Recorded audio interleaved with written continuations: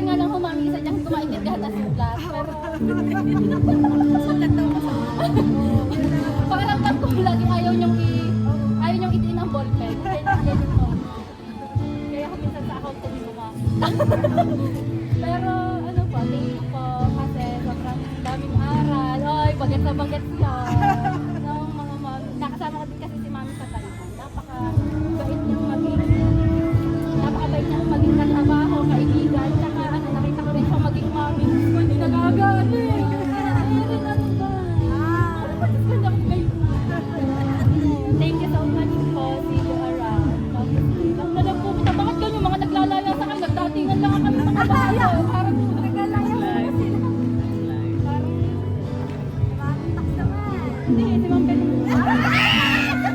Si Ma'am Bel, laging looking forward ako sa MB niyan. Parang energetic. Mag-graduate. Alam mo, kay Mami Kay, kagaya nga po na sinabi natin. Kaya-gaya. Hindi mo, sobrang bait talaga ni Mami Kay. Sabi din, kami accounting din. Alam niyo sa work ng talent. So, nag-iwas talaga din ako ng sorry po kung ano ba? Tama ba ang ginawa? Okay, tayo nag-isip.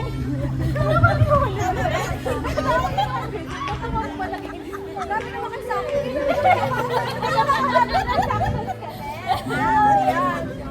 Sobrang approachable ni Mami Kay. Like, kahit minsan ay, parang unsure sa sinasabi sa akin. Tapos sasabihin ko, Becky, tanong mo naman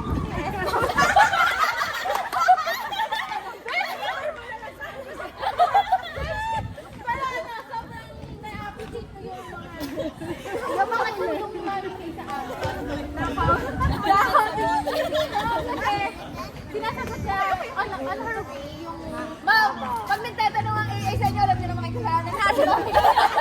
hindi sinasagot kasi ni Mami on her way yung mga question, yung tinatanong namin sa gallery.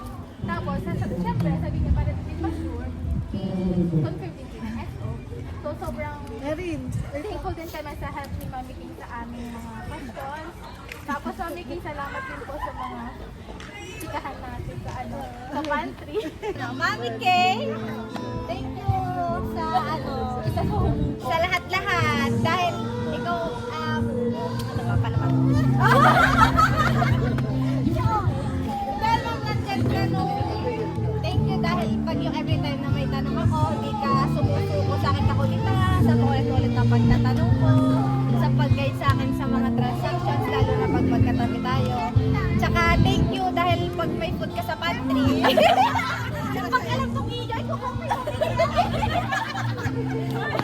hindi yun nagagalit. Hindi nagagalit. Kukunin ko na. Okay, so, hindi ka mamimiss kita. Thank you talaga. Tapos, ang pilot ka. Nakakasurvive daw sa pilot. Yun, Mami Kay, thank you. Ay, Ma'am Belle. Mami Kay, thank you po kasi yung bago ako. Kayo po yung lagi ko napapagtanungan. Kasi sabi sa akin, Ma'am Shari, si Ma'am Karen, mabait lang po yung pagtanungan. Ma'am Shari, siguro siya kami dahil.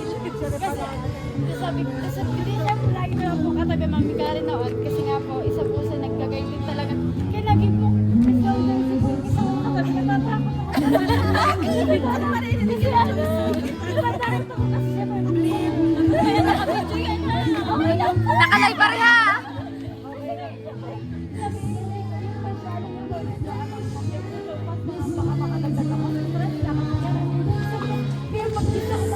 Dili ka marinig ka na marinig din eh.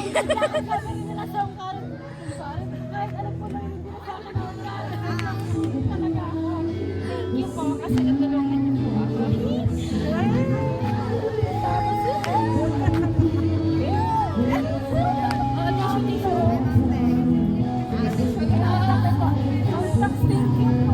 artist to yard. Gusto ko ito.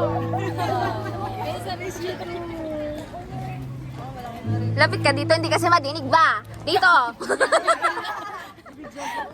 Dini nga ni! Yung pare, nakita. Thank you sa lahat. Tsaka sa friendship, di ba nyo na ako ni Paupi. Hoy, nandito ba kami, girl? Sila kasi kabatch ko ni Paupi. Ayaw nga pala. Good luck sa bago mong journey kasama ng family mo. Masaya ako para sa iyo. Ingat ka lang lagi, tsaka dito lang ako, chat mo lang ako. Pautang. Si Mom Talks naman. Pautang ng bigas. Mom Talks, thank you. Pag may mga tanong ako, lagi kang nandyan, very approachable.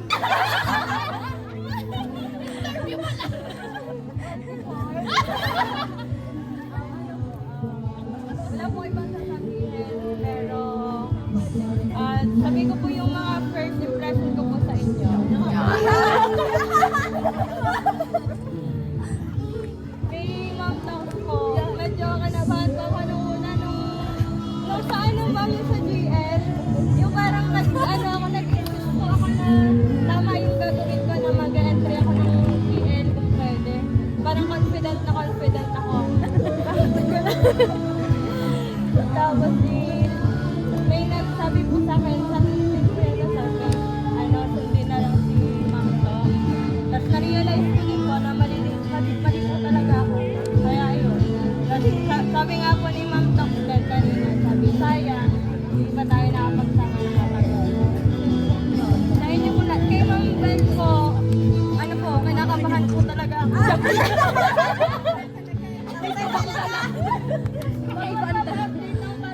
Laging bitin ng mga nakakasama ko kasi lilipat sa dancer, lilipat sa marketing.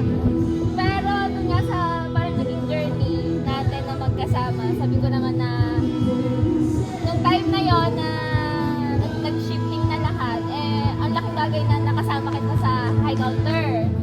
At talaga bang may ka-partner sa mga bagay-bagay kaso nagbuntis ka agad, di mag-isa na lang ulit ako.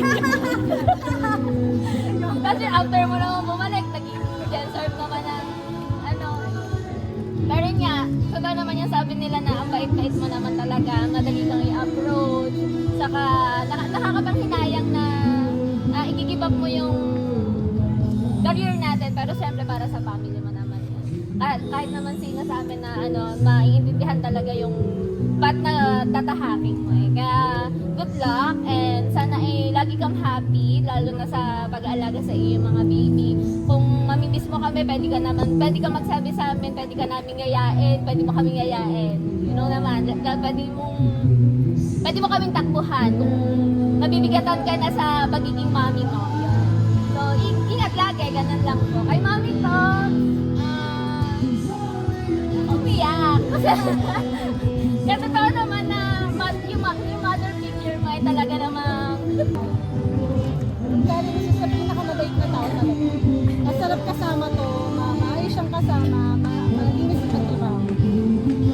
Alam ko na hindi gusto ko sa ibig sabihin madumi kami. May kanya-kanyang paningin.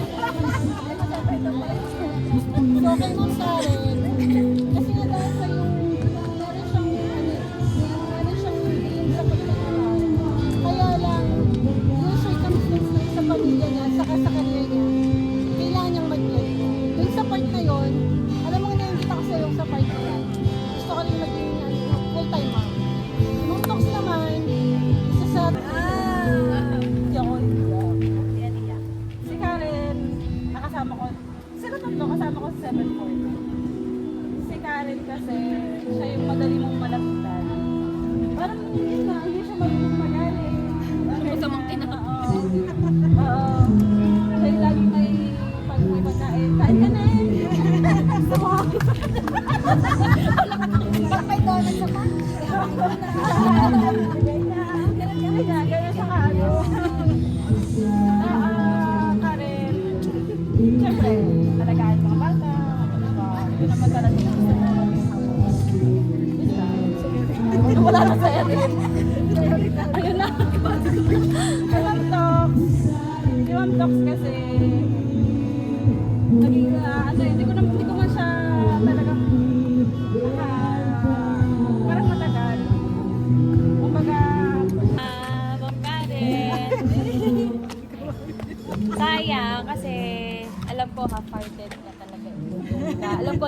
nandiyan po. Kaya lang syempre, priority ang family. Yun nga, sayang kasi nanghinayang ko kasi bukod sa magaling ka, sobrang hindi ka makareklamo. Kahit anong ibigay sa'yo na work, tinatanggap mo ng buong buo, tsaka maluwag sa iyo. Pero alam ko naman na masaya ka din ngayon dahil at least hindi ka na mag-iisip sa iyong mga anak. Lalo't nasa bangko ka. Alam ko kasi yung pangaramdam mo gano'n. Good luck. Sa your journey. Kay Ma'am Bel. Kilala ko na kasi si Ma'am Bel eh. Kay Karen kasi napaka-deeper. So wala ka ditong kailangan ibigay niyo na tulong, pagkain, ano pa ba, kwentong may mapupulot ka rin. So kay Karen, alam ko naman, parang nabanggit ko rin sa akin dati kanina pag-resign. So parang sinabi ko lang sa kanya, alam ko naman yung magiging desisyon. Yun yung gusto ko. So, yun, good luck. At saka, enjoy mo lang magiging mami. Saka magiging wife. May kwento yan. May kwento kami ni Karen eh. Kami dalawa lang. Ayun, so, thank you na share mo yun sa akin. Someone like that. So talagang napakabait, napaka-masunurin, and I agree, no? Talagang lahat ng ibigay mo susunod at susunod. Si Karen, kahit kaya kay Robert Prince, talagang hindi niya alam. Pero very, very thankful kami, lalong-lalo na ako. Napagbigyan din naman ako ni Karen, kasi I know much earlier pa ang gusto niya. Pero dahil sa pakiusap natin, ang mga SO, napagbigyan tayo. Aside dun sa, syempre, kinuha din niya yung bonus. But still, nandun pa rin yung consideration ni Karen. Alam ko naman yun ay barya lang, pero the consideration, I felt it. Kaya, kay Bel, hindi ko malaman at hindi ko rin maisip kung saan nanggagaling yung katarayan